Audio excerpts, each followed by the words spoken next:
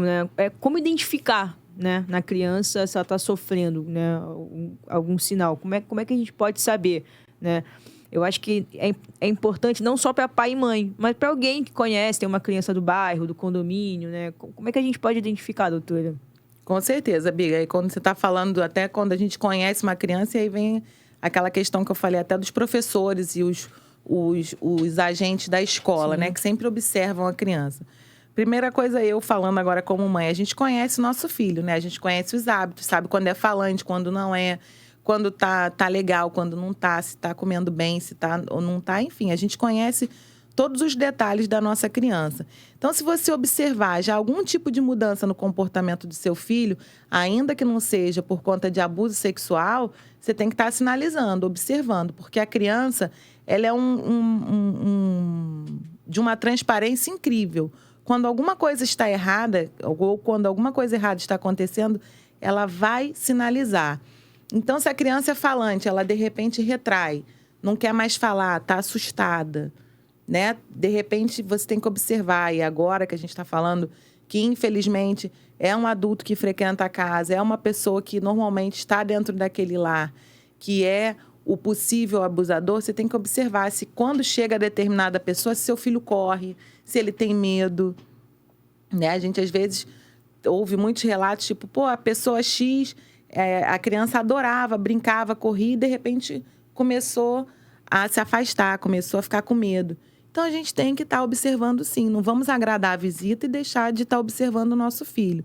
Segundo ponto, a criança começa com atitudes muito sexualizadas. E como é natural para eles, se, por exemplo, uma criança de 3 anos está sendo tocada, né? Ou a pessoa abre a fraldinha, puxa a calcinha, puxa a cuequinha e começa a tocar na criança, para ela, que é um mundo totalmente diferente, ela vai começar a reproduzir esse tipo de ato depois. Então, às vezes, os pais não sabem como lidar. Putz, meu filho está botando a mão no pênis ou dentro da calcinha, enfim. E aí você fica assustado. Se está assustado, se viu uma mudança de comportamento, procura ajuda. Porque pode ser simplesmente um descobrimento, porque às vezes a criança está ali naquela fase de descobrir o corpo, descobre que tem vagina, tem pênis, tem ânus, e às vezes é abuso sexual que a criança está passando. Então, você tem que ter aquela sensibilidade para entender o que está acontecendo ali. A criança, às vezes, fica extremamente violenta ou fica extremamente retraída, chorando, com medo.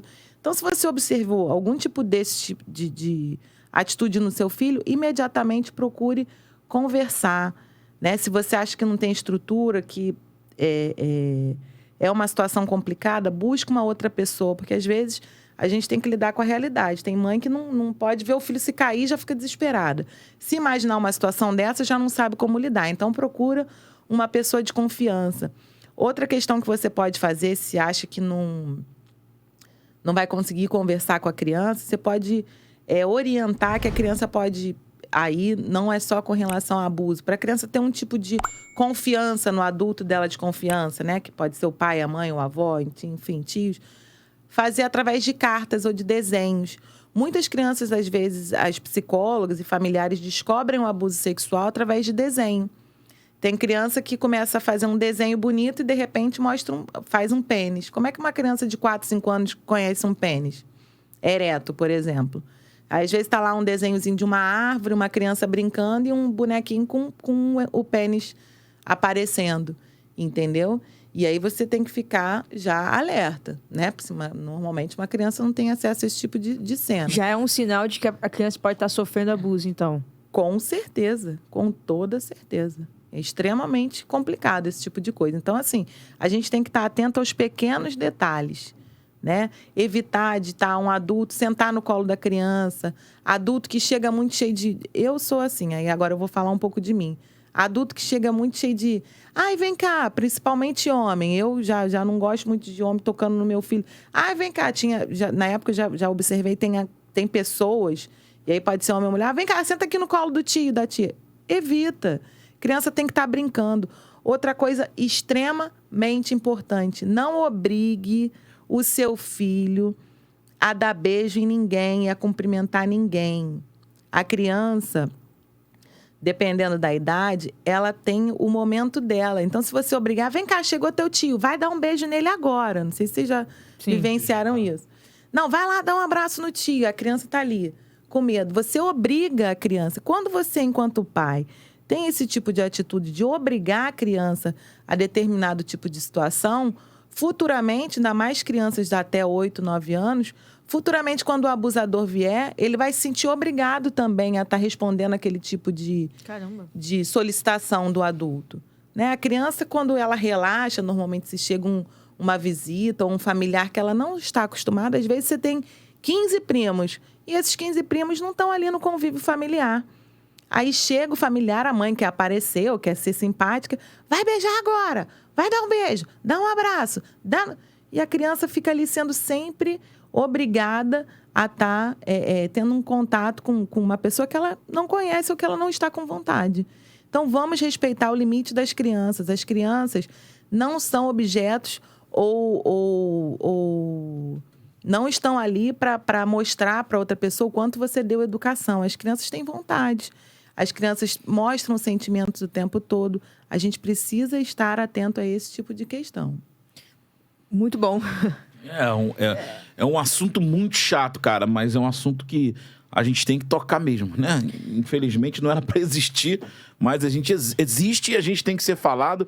E dentro das igrejas também, dentro das famílias, às vezes família que está camuflando isso aí, a gente não sabe, né? O legal é orientar as crianças e os pais que estão ali mais próximos para que vejam também o que está acontecendo. Pois não, Biga, pode falar? O quê? Alguma coisa? Não, que você olhou para mim. Não, perdão. Não, pode falar. Então, a senhora falou sobre a senhora. A senhora tá ótima. Doutora. Né? A gente falou sobre os sinais aqui. E como evitar isso, doutora? Como é que a gente pode fazer para evitar? Evitar é isso, Abigail. Pode me chamar de senhora, já sou uma senhora de 40, então tô tudo bem. A questão de você evitar é justamente você credibilizar cada vez mais a palavra da criança. Eu observo que as pessoas tendem a tratar a criança como pessoas que não são sujeitos de direitos ou de opiniões, né?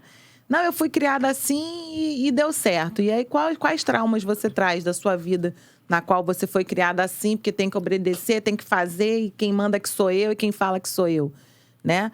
E quantas mulheres, aí eu já vou chegar num dado que é complicado para quem está ouvindo aí a gente e vocês que estão aqui comigo, quantas mulheres que vocês conhecem relatam que já sofreram abuso sexual? A maior parte desses abusos sexuais foram na infância, infelizmente.